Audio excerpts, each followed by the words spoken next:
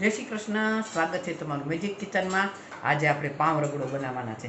તો જો 250 ગ્રામ વટાણા પલાળી દીધા હતા વન નાઇટ, અને 500 ગ્રામ લીધા છે બટેકા।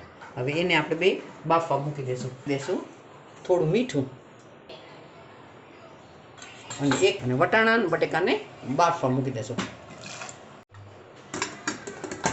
આપણે ચાલો જો આપણા વટાણા અને બટેકા બંને બફાઈ ગયા છે।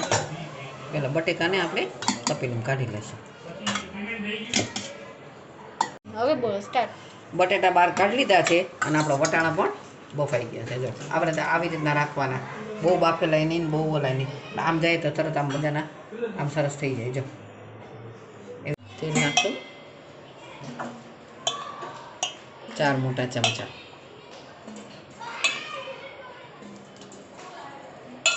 મસાલા મૂક્યા છે તજ, લવિંગ અને બાદિયા। એડ કરશું 3, થોડો લીમડો એડ કરી દેશું। હિંગ મૂકી, અડધી ચમચી હિંગ મૂકશું અને પહેલાં આદુ મરચાં વઘાર કરશું। આદુ મરચાં જો હવે આપણા આદુ મરચાં સતળાઈ ગયા છે, એટલે હવે અડધી ચમચી હિંગ મૂકી અને આપણે પહેલાં વટાણા વઘારશું।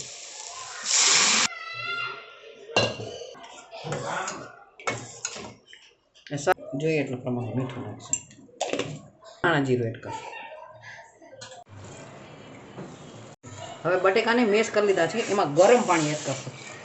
ગરમ પાણી એડ કરીને તો છે ને ઉકળી જતા આખા ભાંગા રાખવાના। એડ કરી દઈશું બટેકા। હવે આપણે આને એકદમ સરસ ઉકાળી લઈશું। આ રગડો તૈયાર છે, પણ ધાણા નાખી દઈશું। મસ્ત મજાનો ઘાટો સરસ રગડો તૈયાર છે। આપણો પાવ રગડો તૈયાર થઈ ગયો છે। હવે સર્વ કરી લઈએ। પહેલાં મૂકશું આપણે પાવ, હવે એમાં એડ કરશું આપણે રગડો।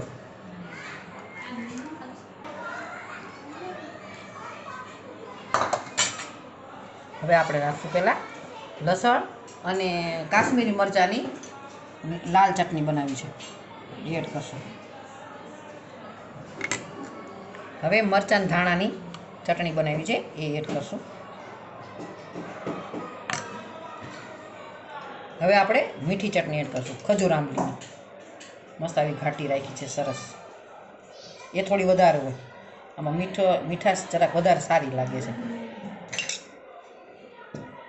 હવે આપણે એડ કરશું આમાં કાંદા।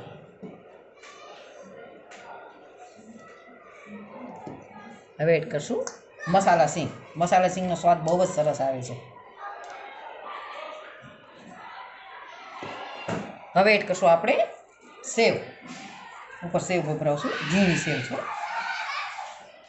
ઉપરથી એડ કરશું લીલા ધાણા અને ઉપરથી આપણે એડ કરશું દાડમના દાણા।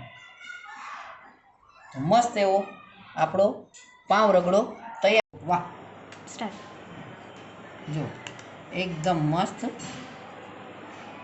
પાવ રગડો, એકદમ રગડો થઈ ગયો છે।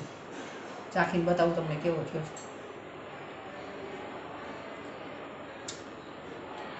બહુ સરસ થયો છે, તમે બનાવજો। નાનાથી મોટા લગી ઘરના બધાને ભાવશે। ફરી મળીશું નવી રેસીપી સાથે। જય શ્રી કૃષ્ણ।